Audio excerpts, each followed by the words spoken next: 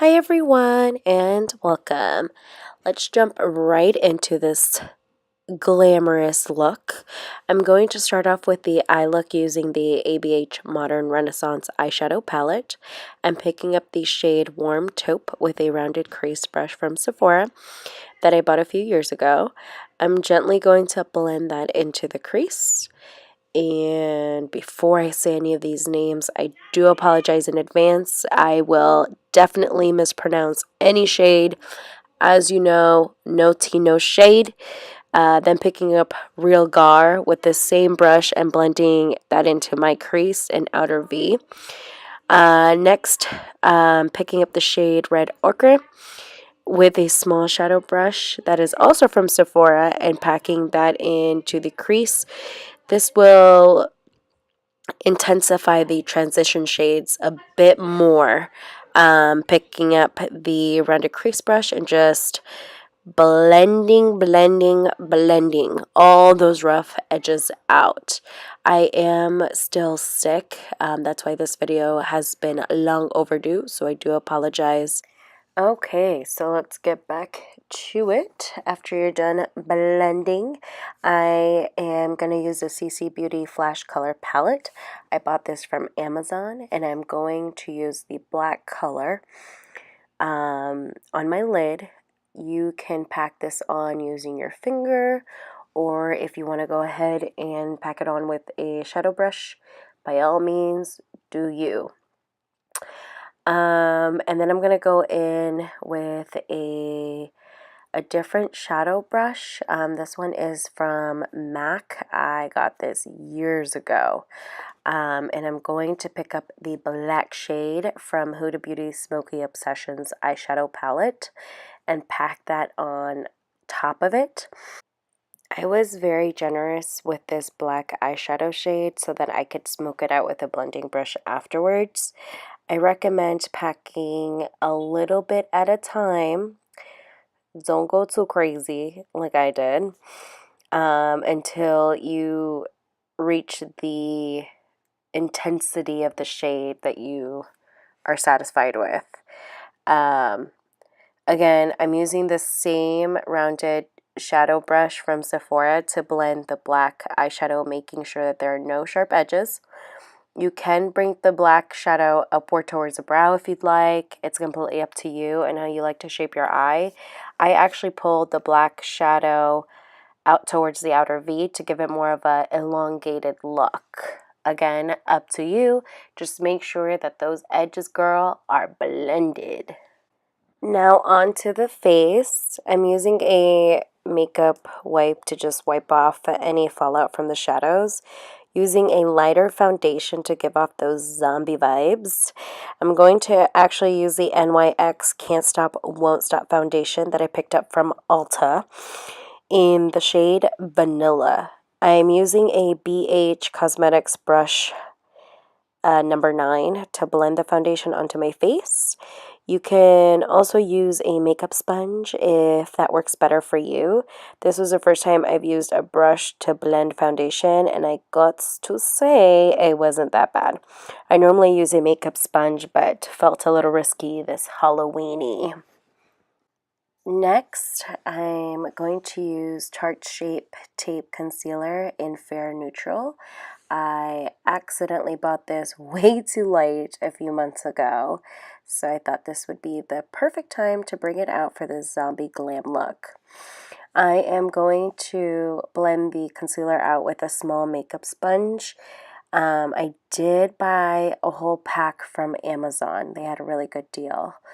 Picking up the Laura Mercier setting powder and packing that right under my eyes with a makeup sponge. Before adding the setting powder, I do go ahead and blend the under eye creases, which, to be honest, for this look, it really doesn't matter because I'm going to use black to smoke it out later. You can do this step before or you can do it after you finish your eyebrows. I actually decided to highlight my brow bone before completing the brows. I use my all-time favorite ABH and Emreezy highlighter. Now dusting off the powder off and picking up the Max Fix Plus, I seriously love this product. I hands down recommend this to everybody and anybody out in the world. I did go back into the highlighter and packed a little bit right into the inner corner to make it pop a little bit.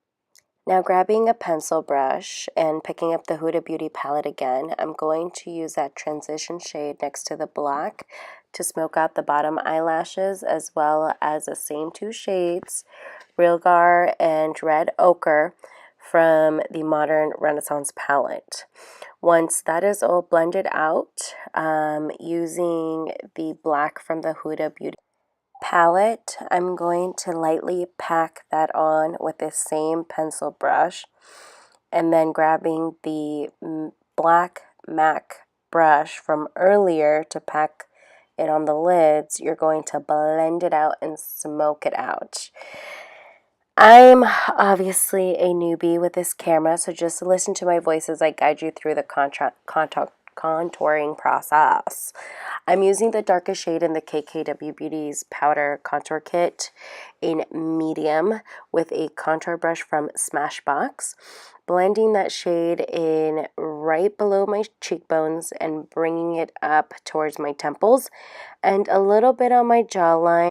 Now picking up the Morphe 12S palette, I'm going to use the red color to blend it into the contour I just did.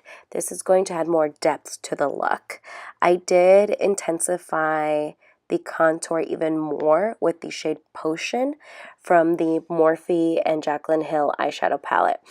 Just keep blending until your hands fall off.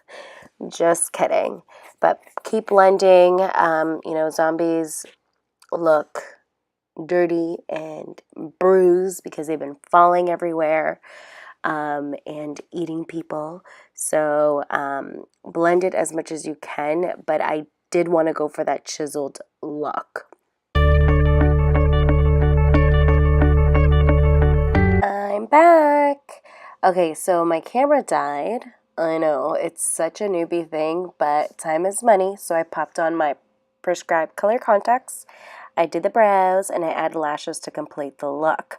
I'll link everything I used in the description box below, so don't worry, I won't leave you hanging. Onto the bloody part of the zombie look. I'm using a concealer brush to apply the Mevron Liquid Latex, then tissue paper over it. You want to do this combo at least 3 times, ending with the liquid latex on top. I believe I did this about 4 times. Let it dry for a few minutes. Quick tip with the liquid latex and tissue paper combo that you see me doing here, the more that you do layer it on, the bulkier it is, the more realistic it looks. And you could also use a blow dryer to speed up the process on the liquid latex drying time. I actually did not have a blow dryer at hand. And now, once it's all dried, it's cutting time, okay? You gotta be very careful with this part. I repeat, be very careful with this part. This is actually a small clip that I had from the first time that I did this look for Halloween. My camera wasn't acting right.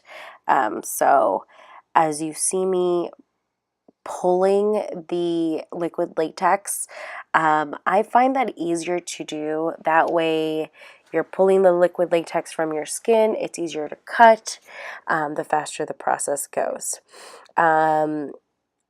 Cut slowly into the liquid latex across your neck. Use your fingers to guide you. I cut some of the top and lower part of the liquid latex to make the wound look a little more open. But it's up to you how you'd like the wound to look. If you want it to look more closed, then you just skip that step. You don't have to do that. But I kind of wanted to make it look more glory and bloody-ish per se. Okay, now once the cutting process is all done, go back into the Modern Renaissance palette. I use these shades Burnt Orange, Red Ochre, and a little bit of Cypress Umber to give the skin and the fake wound an irritated look. Doesn't have to be perfect. Messy is okay.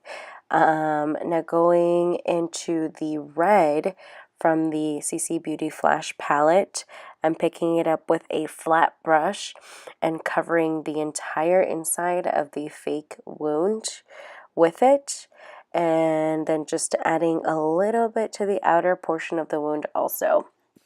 I'm going to apply the Meron coagulated blood gel to the inside and dabbing a little bit to the outside of the wound with the tissue paper. Dab, dab, dab. Okay, and then I do go back in with the coagulated gel to just add it more intensified. Now using the Beignet Stage Blood, I'm creating some blood drips with it. Holy smokes, doesn't that look real? Okay, so for my completed look for this Halloween, I went as a zombie cop. And for my hair, which I have a hair tutorial, I'll link it down below. I did curl it, but this is it. I hope you guys enjoyed, and I'll see you guys later. Bye!